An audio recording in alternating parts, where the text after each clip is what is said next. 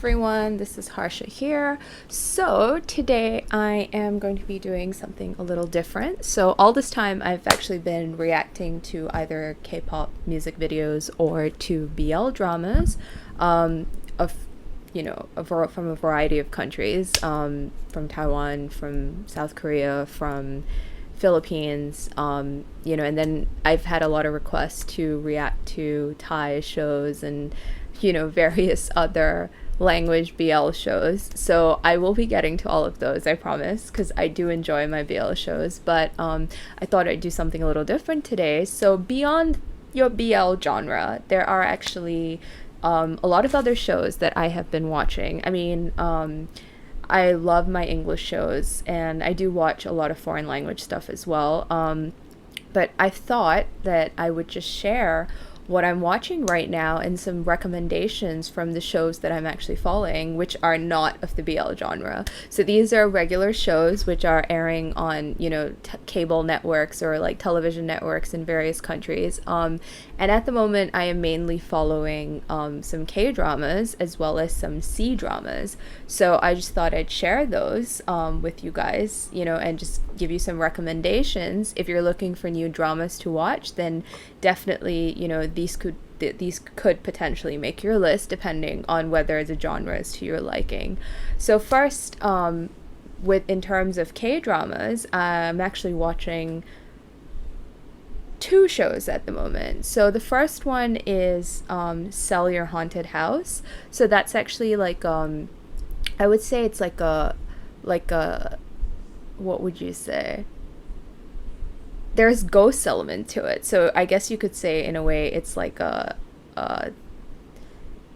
horror like type of show, but on the other hand, I wouldn't say it's really scary because it's set more like a detective mystery sort of genre with, ghost hunting being a component. So it's almost like Buffy the Vampire Slayer, but with Jang Nara being, an exorcist who, can actually exorcise spirits, unrested spirits from properties which are being haunted. And so she's actually the boss of a realty firm which sells property for a living, and so they sell haunted places. So she exorcises the ghosts, and then once the ghost is no longer haunting the place, she sells it and makes a profit. Sounds like a really interesting premise to me. So I actually have been following along. I think currently it is at episode, what is it, 7, 8, something like that. Like 2 episodes aired yesterday, and then I think there will be 2 more airing today. So the male lead in that is actually Yonghwa from CN Blue. I used to be a big fan of him, because back in the day he used to act in a lot of like K-dramas. He was like the college heartthrob kind of thing. So I think he was in the army and now he's back. And so he's paired against Jang Nara, who is freaking amazing, by the way. I absolutely love this woman. She's like a friggin' vampire. She hasn't aged a single day since the time she started acting, and she's been in the industry forever. So they have pretty damn good chemistry, I will say, and it's really cool because she's this, badass exorcist who's running her own realty company, and he's actually like a con man, but he happens to be a psychic, so he gets possessed by spirits a lot, and so they end up meeting each other in this bizarre like circumstance where she's trying to exorcise a ghost and he's trying to con the owners of a particular building into hiring his services, saying that, there is a ghost there and that he can exorcise it. Actually, he doesn't believe in ghosts, and he's using technology to create ghosts in that setting to make the person believe that, oh my God, my apartment or my building is haunted, not realizing that it actually is haunted. So they meet when both of them are trying to do the same job, and he thinks she's a con artist and she thinks he's a con artist. So it's kind of like this weird clash of personalities initially, and then they somehow end up working together as a team because in this show, as a psychic, he can be possessed by the unrested spirits. So she, as an exorcist, can actually kill the unrested spirit by stabbing him with some sort of, like pin or whatever, which, it doesn't harm the physical body, but it does get rid of the spirit. So they end up working together as a team to solve all these, cases of hauntings in various, properties all over Seoul. And obviously there is some sort of backstory to this. There's something that links them. They knew each other from the past, and so, there is this like overarching story, which is, the connection between the two. So as the story unfolds, you get to start like seeing, the story itself, like their connection, and, how they actually met, and, where it all ties together. So I would say it's really interesting. Like, I went into that show without expecting too much, but I love it. And every week I've been, anxiously waiting for the next episode to come out, because I think it's a really fun show. They have great chemistry, and hey, man, like, exercising ghosts, stabbing ghosts, it's like badass Jang Nara. Like, I don't think you can go wrong with that. So that is definitely, on my recommendations list. It's very high up on my recommendations list. So if you do like that genre of like ghosts and thriller and action mystery all mixed up together, then definitely, this show is for you. Sell Your Haunted House. So that's number 1. Number 2 on my K-drama list would be Mouse, which is the Lee Sung-gi show. That's like a psychological thriller, and it's really interesting. The premise is set around, if society could test pregnant mothers before they give birth to, find out whether their child has the possibility of carrying the psychopath gene, would the mother choose to abort her child, given that the test is 99% effective. So if, let's say, the child falls into that 1%, then that means they're not a serial killer, or they don't have the psychopath gene, they're just geniuses. So in a world where, it's possible to test your child to ensure that they're not psychopaths, would you choose to abort your kid if you were told that your kid had the psychopath gene? So this is the initial premise, which leads to 2 mothers deciding not to abort their children when they find out that, these 2 kids have the psychopath gene, and it's all about them as adults. And, there's this like game of cat and mouse that's being played between the cops and a serial killer who's going around murdering people left, right, and center. And, how, these 2 children who were born with the psychopath gene are somehow interconnected, how their lives are interwoven with each other. And Lee Sung-gi is the lead in this, and it's pretty interesting because his role starts off as a cop, but then it evolves into something else. So I'm going to leave it at that. I don't want to give away too much in case you do decide that you want to watch it, but it's hella interesting and it does make you think. So if you're into psychological thrillers, with a little bit of like, gore, not too much, just a little, and a lot of thinking, then Mouse is the show for you. So currently these are the 2 shows that I'm obsessed with. Like, I've been following them avidly. And the other 2 shows that I have been watching, which are actually Chinese dramas. One is The Long Ballad. So that's actually a Chinese historical show, which I have really enjoyed as well. It's with Dilraba Doramat. She's the, she's this Chinese actress of Uyghur descent.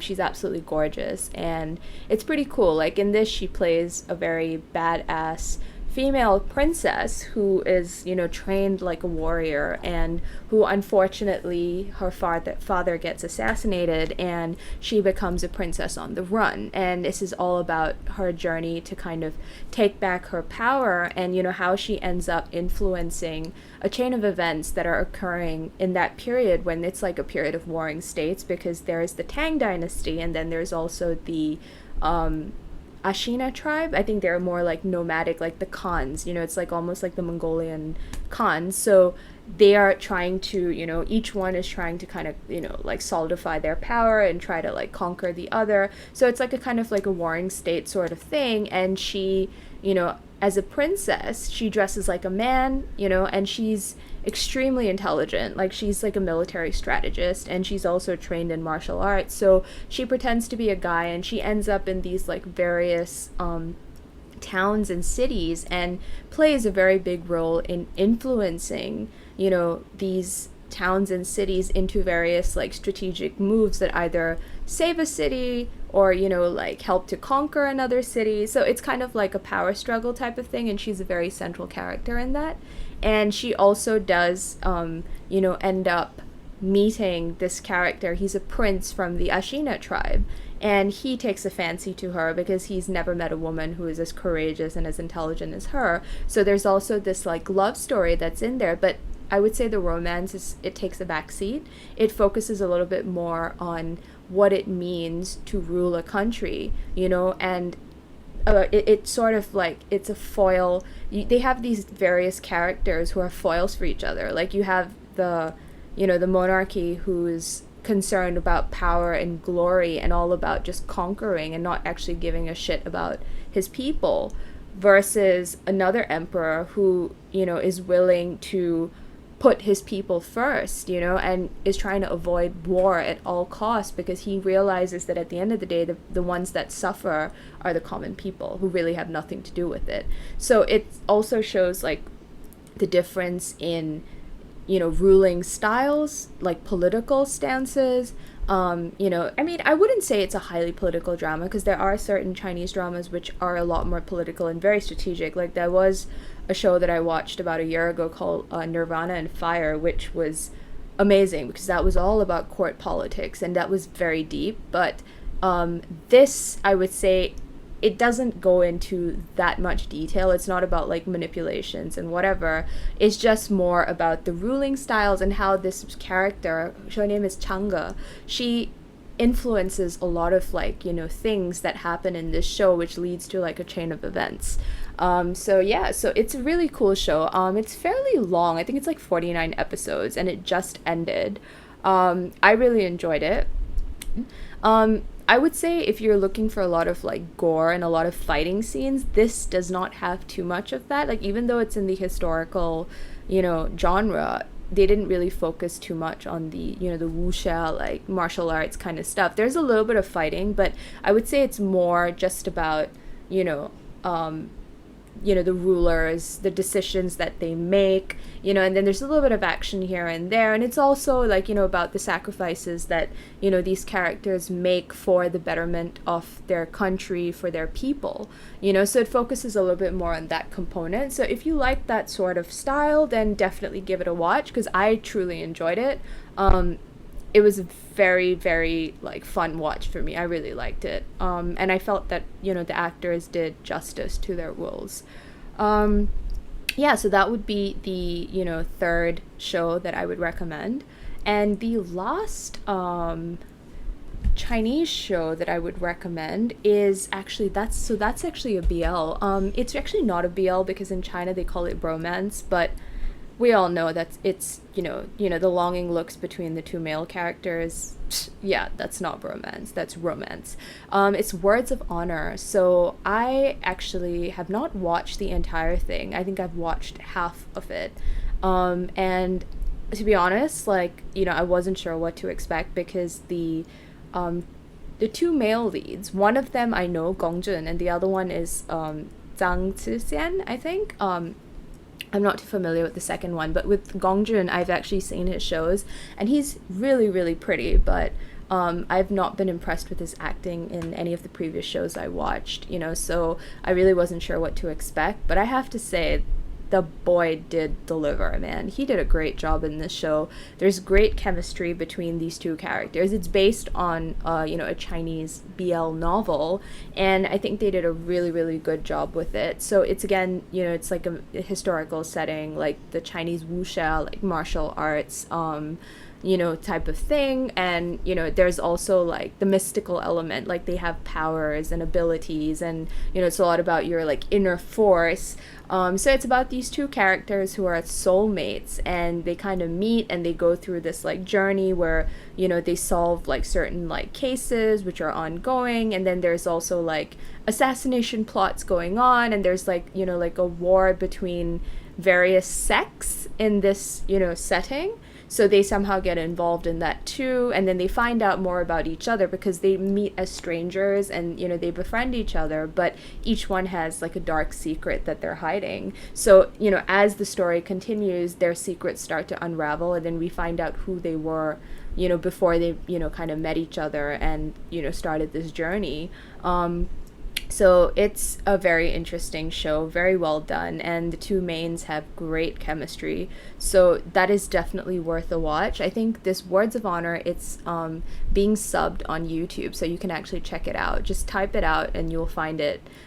It's a fairly long show as well, and I don't know if they've subbed the entire thing. The last time I think I saw, they had subbed up to like 36 or something, so maybe it's done. I'm not sure, because I only watched till about 18. I haven't actually gone beyond that, so I still have a long way to go. But definitely, you know, if you want to give Chinese BL/bromance shows a shot, I think this would be a great one. I mean, of course, the original one that propelled, you know, the BL genre into superstardom is actually The Untamed.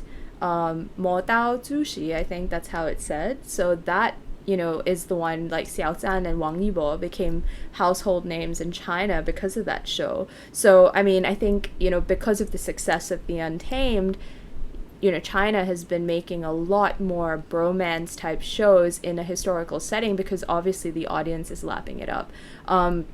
But I think as far as quality goes, like, this is really, you know, I really enjoyed it. It was well done. It's witty. You know, I mean, there's a lot of action in it. So the wuxia in it's pretty cool. So if you're into the martial arts, then definitely you will enjoy it. And it's relatively tame. I mean, you know, there's like some hugging and there's some like, you know, holding of hands and there's some longing looks, but that's about it. So, you know, I definitely think it's worth a watch. So yeah, so these are the 4 recommendations that I have. So yeah, feel free to check those out. And yeah, if you enjoyed this video, please do subscribe to my channel. At the very least, give me a like. And, you know, if you think I should do more of these type of reactions, if you'd like more recommendations from me on what dramas to watch, BL or otherwise, let me know. Because, you know, I'd be happy to share. I've been watching dramas for years, so I would absolutely love to share all the ones that I've watched, the ones that I love. If you also want me to share the ones that I didn't like so much, I'll be happy to do that as well. So yeah, just drop that down in the comments below. Alright, so that's it for this one. I will catch you on my next video. It will most probably be for episode 6 of Gaia sa Pelicula. Alright, so until then, see ya.